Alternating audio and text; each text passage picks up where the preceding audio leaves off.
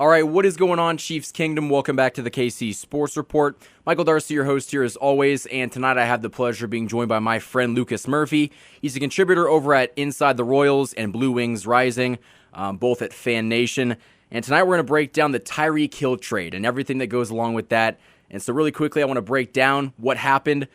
Earlier this morning, the Chiefs traded Tyreek Hill to the Miami Dolphins for a plethora of picks. They got a first-round pick in 2022, a second-round pick, a fourth-round pick, and they also got a fourth and a sixth-round draft pick next year. And with this move, the Tyreek Hill era in Kansas City has officially come to an end.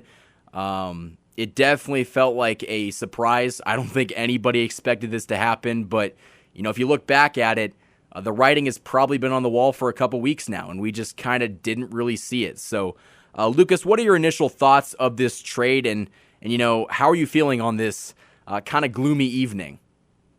Man, I think, I had to sit there and think where I wanted to start because, honestly, the raw emotion and reaction was, what is going on? Like, it happened so quick from a social media standpoint, and I think from just really kind of a Kansas City point, because we're on the outside looking in. So, we're all getting this information kind of thrown at us literally in minutes, and it was like, hey, the Tyreek Hill stuff is not going to be extended as far as talk. Now he's being granted the opportunity to seek a trade. The next thing we know, there's two teams, and then next thing we know, he's traded. And it was just like a whirlwind that happened immediately. So shock and awe. But after really kind of dissecting it, sitting down and evaluating it, thinking about it, man, I've accepted it, and I may get blasted for that, but I think I can speak for you and I. Did we want Tyreek Hill traded? No, not at all. Like, we understand he's a part of a trio that has done some of the most amazing things in NFL history. He's probably one of the best, if not best, gadget players, receivers in Kansas City Chiefs history. The guy has just been phenomenal for this city, for this team, and as a teammate. And so, yeah, of course, we don't want Tyreek Hill to go. But I think when you're talking a business, and that's sometimes the things we don't look at because we're blinded as fans. We want success. We want Super Bowls. We want playoffs. But, man, this is a business, and I think from a business standpoint, they did what they had to do, and they did to the fullest of what they could do. And I think I've accepted it, and I'm ready to talk a little bit more about it once, obviously what's next and what could come of this. But, yeah, I'm definitely kind of at ease with it now. Yeah, I kind of lean towards your side with this. First of all, I think Tyreek Hill is without a doubt the greatest wide receiver in Chiefs history. I think the numbers back it up. I think the talent backs it up. He is the best receiver we have ever seen put on the Chiefs red. Like, I truly do believe that. And the things that he has done with this team is something that we've never seen, really, from anybody. His speed, his route running, and how he was able to culminate all of that talent into being a really good wide receiver. And in my opinion, he's a top 2 wide receiver in the NFL right now. But I think where the Chiefs kind of really slipped up was they didn't try to extend him before Davante Adams got paid. And I guess he got traded to the Las Vegas Raiders, but that was my big problem because I thought that Davante Adams was going to set the market. And as you saw earlier today, Tyreek Hill signed a 4-year, $120 million contract with $72.2 million of that fully guaranteed. And I saw that once he signs that contract, the other $52.535 million is guaranteed at signing. So I think that when you look at it, the Chiefs did not try to re-sign Tyreek Hill. I want to make that abundantly clear. They tried to sign him. They tried to make him the richest wide receiver in the NFL, the most highest paid wide receiver in the NFL. And at the end of the day, he didn't take it. He wanted more guaranteed money. And I think, honestly, playing in Miami had a pretty big factor on his decision because why wouldn't you want to go play in Miami? The weather is nice. He's already got a house down there. There's no state income tax. I think that it wasn't really a problem with Kansas City. I just think that he kind of wanted to move on. He wanted to make his money, and this was his first real payday of his career, and it's probably his last. He's not getting any younger. He's like 28 years old, and I want to make it clear that I'm happy Tyreek Hill got paid, but at the end of the day, he chose the money over the winning. I think that the Dolphins are a good team. They weren't going to be as good as the Chiefs. The Chiefs had all the pieces into place, and at the end of the day, he decided to go elsewhere and make more money. And again, I'm not going to hold that against him because I love Tyreek Hill. I will always love Tyreek Hill, and that's not going to change. But I do think that in this instance, there was not much Brett Veach and the Chiefs front office could do. They gave him an opportunity at being the highest paid wide receiver, and he didn't take it. So that's kind of why I'm at ease right now, is because the Chiefs tried to extend him, and it just didn't work out. The Chiefs didn't say, you know what, Tyreek, we're thankful for everything you've done, but just bye. They didn't pull a Tyrann Mathieu on Tyreek. He ultimately made the decision, and that's what I think is so easy to accept about it. It wasn't the Chiefs that wanted to move on from Tyreek Hill. It was almost Tyreek Hill wanting to move on from the Chiefs. And I get it, that's a hard pill for a lot of people to swallow, but as I was sitting in my car today after getting out of my Great Depression lecture in history, this move is almost like a breakup. It hurts, but always one side wanted the other one more than the other wanted to be in the relationship. I think that Tyreek liked it in Kansas City, but at the first chance he had to go somewhere else, he took it. And again, I'm not going to blame him for it, but that's kind of my feelings right now. Lucas, what are your thoughts on that? Yeah, man, I agree 100%. Everything you said, I think you nailed it perfectly. If you're throwing a dart, man, you hit the bullseye. And that's the thing, man. It's a business. It truly is a business when you break it down. Yeah, we see the X's and O's, and like I said, we are fans of the game of football. But when it comes down to it, this is their career. This is their money. This is how they support their family and everything like that. So, yeah, I agree with you on the fact that the Chiefs tried to make him. It's just that you have a smart agent who realized, hey, this guy is going to be getting paid massively. He may be one step a little bit better than our agent or our client in Tyreek Hill, and I'm speaking on Davante Adams. But so they go out and see what he gets. That's obviously the level. Hey, we're right below that. We're going to go ahead and get what we need to get. And that's exactly what happened, man. And it just so happened. I think personally where the Chiefs went wrong in this whole situation, Tyreek Hill didn't have a no-trade clause. And they basically allowed him to seek an opportunity where he wanted to go play. And I guess in a way that shows, you're still loyal to the player. But, man, this is your franchise. You're trying to maximize the highest opportunity you can in a player who clearly wants to go somewhere else. You should be able to get what you want. And, we saw the offer that the Jets had, which was complete bogus. Thank God we didn't take that. I would have been so frustrated. First of all, I'm sorry to cut you off, but the disrespect from the New York Jets about Tyreek Hill, I get it. He might not be worth 2 first-round draft picks because that's not even what Davante Adams went for. But not even 1 first-round draft pick for arguably the best weapon in the NFL? I'm glad he went to Miami. I would have been so mad if we decided to give him to the Jets for 2 second-round draft picks. You got 5 picks from the Dolphins. The Chiefs can change the future of the team with those 5 draft picks. Get out of here with that, Jets. Yeah, man, I agree with that, and I think that's where maybe they could have sought out just to see what else was out there. Maybe they did, and they just got offers like the Jets. I don't know. I don't know if we'll ever know. But I think, too, you got to think about it as Tyreek Hill is a receiver, but the best way for me to describe it is you find that one-of-one gym baseball card or football card that nobody else is going to be able to get because it's a one-of-one. Maybe he signed it, whatever it is. And you truly have that one-of-one. That's exactly what Tyreek Hill is. Yeah, he's a receiver, but there's things that he did that nobody else is capable of doing. And you hit on it, too. His route running is absolutely freakish. His speed, is just unbelievable. Yes, that'll eventually slow down, and things will start to happen. But, man, back to what I was saying, though, when it comes to the trade, I think it's just you took what you could and you maximize that and you move on. And again, this is a business. The Chiefs are needing to get younger. They have so many holes to fill, and that's completely apparent. As we're seeing a lot of people talk about it, and they're missing depth at areas like linebacker, cornerback, defensive line, receiver. Now, you and I have talked about it, and that's what's key. So to move on and really capitalize and now have 12 draft picks. And maybe be able to move up with some of those draft picks, which I'm excited to talk about some of these options. That's where I kind of come to ease too, man. Like, we really could capitalize in this draft, and we could be moving forward, and we could have another pretty good receiver coming our way. Now, I will say really quickly that the Chiefs hosted Marquez Valdez-Scantling in Kansas City for a meeting. If they try to get him to replace Tyreek Hill, that's like trying to replace a Porsche with a Mazda Miata. You can't do that. That is a terrible way to go about this. But I don't think they're done at wide receiver. They're going to draft one. Jamison Williams is going to be on the board. You're going to have your opportunity to possibly trade up in the draft and get your guy.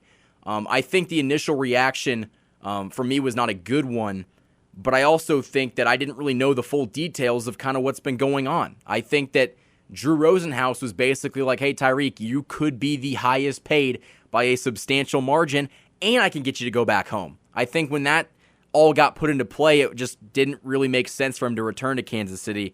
And again, I would love to have Tyreek Hill on this team, but I think that if they would have said, hey, Tyreek, we're going to hold off, we're going to franchise tag you next offseason, and then we'll pay you, he's not showing up. There was no way that Tyreek Hill was going to show up to training camp if he was not under a new contract. And go ahead, sorry. That's where I think the worst situation would have been, and that's why I think they made the move when they did. And you and I talked before we even got in here. I think if they would have got to that point, the Chiefs would have been literally in the worst position possible, because I just don't think they had any leverage. And it's post-draft too. Correct. And now I think they have the leverage, they had the opportunity. He's still young enough. He's still extremely talented. And he could have fit in honestly any team and made them better, and that's what's unique about him. And the Chiefs did everything they could, and that's what's important here. I mean, moving forward, the Chiefs are now going to be able to. And the thing is I think people are just so blinded because we have the best quarterback in the NFL right now, the most athletic when it comes to making plays. Like Patrick Mahomes is a special talent in himself, and people are like, oh, yeah, he's just a quarterback. No, man, he is not just a quarterback. And that's the thing, is if you start to put weapons around him, because that's one thing, too. Marquez Valdez-Scantling is visiting. Do we expect him to completely replicate what Tyreek Hill did? No, because that's not possible. But can he at least supplement what Tyreek did, and then we add a draft pick, at a very talented draft pick at that, and suffice with what Tyreek did production-wise? Yeah, that's very possible. But you're not going to replace the player, but you can replace the stats. And that's what I think people forget. Patrick Mahomes is still here. Travis Kelce is still here. We did just sign Juju Smith-Schuster. We are more than likely going to draft a very talented elite receiver in this draft. Like, those things are going to happen. This front office isn't just sitting there twiddling their thumbs. They clearly have a plan in place and are excited about all these draft picks. So that's what I'm most excited for, is just to see what the plan truly is and see it unravel, as the offseason continues. When this move saved a ton of cap space, and if you pair this with the Joe Tooney restructure, which saved, I think, $9 million, you're left with $28 million in cap space. Now, I think that the smart thing to do would be to roll over a lot of that money to next year, but I think that, you could have paid Tyreek Hill. I think that if he would have chose to stay in Kansas City, it would have been tight. I mean, we've been talking about this for such a long time. Eventually, you are going to have to make a tough decision, and this was the tough decision. Now, I know it hurts. The fan in me is pissed off, but when you look at it, the Chiefs just set up long-term success. They just got 5 draft picks, and they're going to be able to use those picks to get other holes on the team filled. Now, I'm not going to lie. The Chiefs might not be very good next year. I think that they're definitely not a top 5 team in the AFC right now, but at the end of the day, the Chiefs could have signed Tyreek Hill, and the window would have been prolonged for let's say 2-3 years, maybe 4. No, I'd say 2 or 3 where you're serious contenders. But right now, you're looking at a season in which you'll probably win 10 or 11 games, maybe 12. You'll make the playoffs, hopefully, and that should be the goal. And then next offseason, you got $70 million in cap space. All these draft picks are coming into their own. You got cheap, young talent all across the board, and the Chiefs are right back in it. And right now, the AFC, The Chiefs had no guarantee of getting out of the AFC if Tyreek Hill is back on this team. Have you seen the Bills? Have you seen some of the other teams in the AFC, like the Bengals and the moves that have been made to just take over and try to win it? You can't win it every year. You can't go to the game every year. So the Chiefs kind of taking this time as a, we're going to make this move, which is in the best interest of the team, and we're going to at least get the most possible out of Tyreek Hill. And I'm not going to lie, I don't think that Brett Veach expected this to happen. I think that he went into the offseason probably thinking, okay, we're going to get a deal done with Tyreek Hill, and it probably wasn't until the past week where he's like, oh, shoot, this probably won't happen. I think last night the trade was basically final, and I think we found it out this morning, but I think that it was in the best interest to move on. Obviously, I would love Tyreek on this team. Nobody can replace him, but the Chiefs just set themselves up for long-term success and not short-term. They're looking at the future, and they're not trying to play it in the present. You're seeing teams in the AFC West that are playing in the present, and as they should. They haven't done anything in the AFC West for the past 6 years, but signing guys like J.C. Jackson and trading for Khalil Mack and signing trading for Devontae Adams and all these different moves like the Russell Wilson move, this is very short term. This is not 3 to 5 years down the road. This is right now. And if that's what they want to do, if they want to have a short window of success, kind of like the Kansas City Royals, let them have it. The Chiefs are playing the long game. And I think that over time, it'll take some time to find out whether this trade was a good one. But you just go ahead. Sorry, I was going to say I think you're nailing it too, because a perfect example of a team that got way ahead of themselves and then are now backpedaling is a perfect example is the Dallas Cowboys. The Dallas Cowboys go out, they sign Dak Prescott to a massive contract. They go out and they sign Zeke to a massive contract. Amari Cooper gets a massive contract. All these guys are getting just huge deals. Dexter Lawrence, I think, got a big one. And all these guys get it, and then they have to just implode. They trade Amari Cooper. There's just so much that starts to just implode. They had to figure things out, restructure. Michael Gallup is now their top guy paired with CeeDee Lamb. Like, there was just so much that happened. And I think that's a perfect example. Another one is Cleveland. When Cleveland really kind of went all in and started to just sign guys left and right, and it kind of imploded on them too. And, there's different ways to approach a franchise. And I'm not a general manager, but I can kind of see and envision what some of the things are happening. You have teams like the Rams who don't value draft picks as high as some other teams. They go out and they sign those massive free agents and they trade for big-time names. And they won a Super Bowl by doing that. But they're done. They're going to be on the back end of things, and they're trying to figure out how can we move forward by doing this. And then you have the Chiefs, who are playing kind of the middle game. And that's where I'm satisfied, and I'm completely happy with that.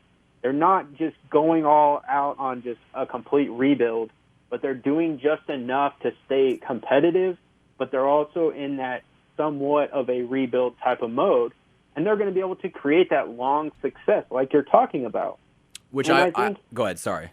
No, go, you're good. I was just going to say, like, experiencing this from a Royals fan's perspective, we want long-term success. We don't want to see this team throw all their eggs in the 2022 basket with the loaded AFC as it is, them strike out, and then we're screwed for the next 6 years because we're picking up the pieces and we're dealing with all these contracts down the road. The Chiefs were going to have to make a tough move. I thought it might be someone else. I didn't think it was going to be someone this important. But, as Lucas said, you are banking on your best player, and that's Patrick Mahomes. Patrick Mahomes can make do without a superstar at wide receiver. Now, I know it's not going to be as pretty. It's not going to be the same. But Patrick Mahomes is the best for a reason. You can see him elevate other guys, and they're going to add some more guys in the draft. They're going to add possibly a couple more in free agency. The Chiefs are not going to have garbage cans at wide receiver in 2022. They'll have some pieces. They might not be superstars, but Patrick Mahomes can elevate them. And he's still got the best tight end in the planet in Travis Kelce and the best, second best head coach in the NFL currently in Andy Reid. So I think that it sucks losing Tyreek Hill. It hurts. It's an emotional move. It's one that Chiefs fans don't like. I don't like it, but that's part of the business. And I think that once you can kind of understand that, it's easy to look at the big picture. So, Lucas, it's been a great episode. It's always good to have you on. My final question for you is, what is your favorite Tyreek Hill moment? Now, obviously, you can go to the 4th and 9 against the Baltimore Ravens when Patrick Mahomes threw his sidearm across his body and a limping Tyreek Hill caught that ball for the first down. There's the Super Bowl play. Like, where is your mind at when thinking of the all-time great Tyreek Hill moments?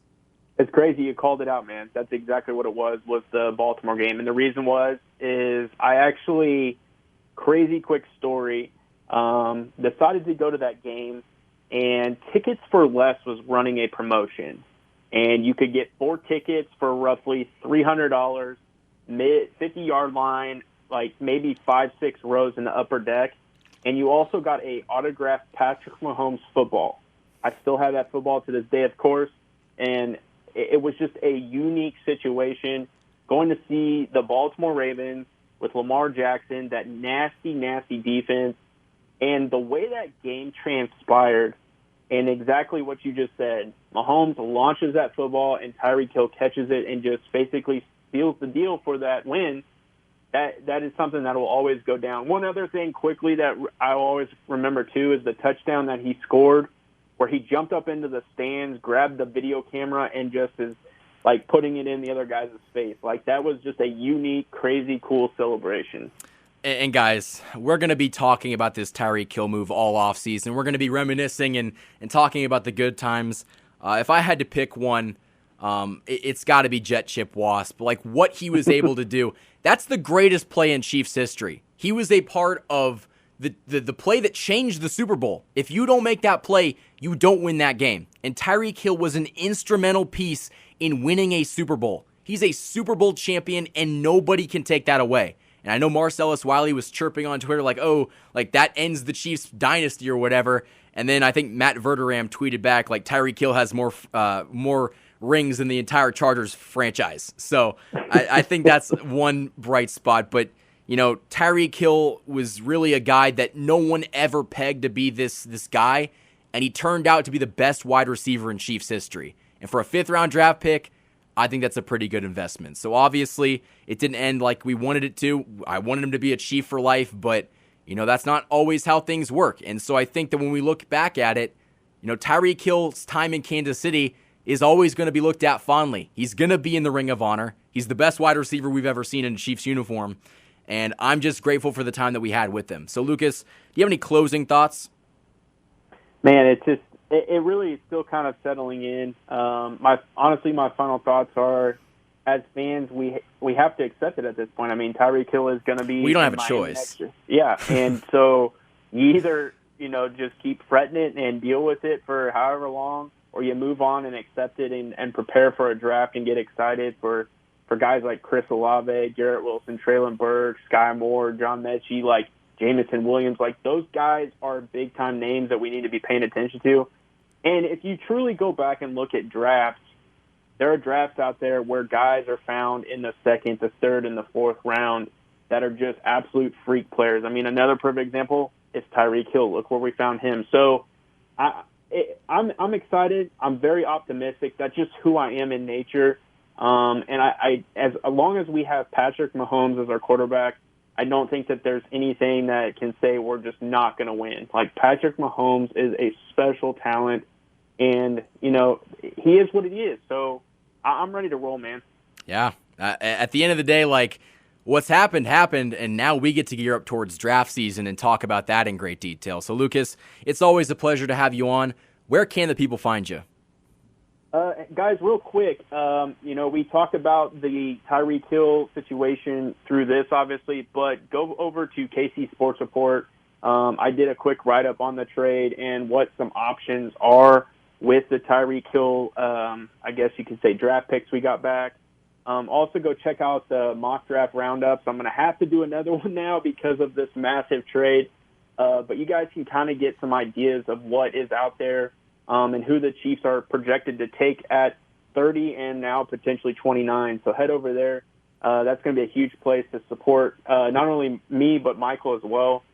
Big place to find me is on Twitter at The Beat of KC. And then also you guys can find me at Inside the Royals and also Blue Wings Rising. I do write on KU, and I also write on the Royals. And the final thing is go check out the podcast that Jacob Milham and myself do. We talk Royals on the Royals Rundown. We're huge fans of the Royals, so go check it out over there. Yes, sir. And honestly, I don't want to say this and make everybody disappointed, but the Royals have had a better offseason than the Chiefs so far. But with that being said, guys, I do appreciate you for watching this video. You can go find me on Twitter. That is at KC Sports Report.